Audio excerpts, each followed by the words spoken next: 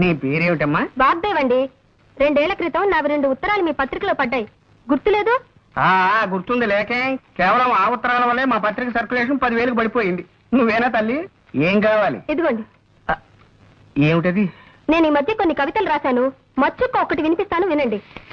ఆకాశం రంగు నీలంగానే ఎందుకుంటుంది? ఎర్రగా ఉంటే బాగుండదు గనక. రక్తం ఎరుపు రంగులోనే ఎందుకుంటుంది? నీలంగా ఉంటే బాగుండదు గనక. మల్లె తెల్లగానే ఎందుకుంటుంది? నల్లగా ఉంటే బాగుండదు గనక. ఈ విన్నా కూడా నేను ఎందుకు బతికే ఉన్నాను? నాకు చావు రాలేదు గనక. చాలా బాగుందండి. ఈ వాక్యాన్ని కూడా కలుపుతాను, వీటిని మీ పత్రికలో వేయించండి. వీటిని ఇక్కడే ఉంచుతాను.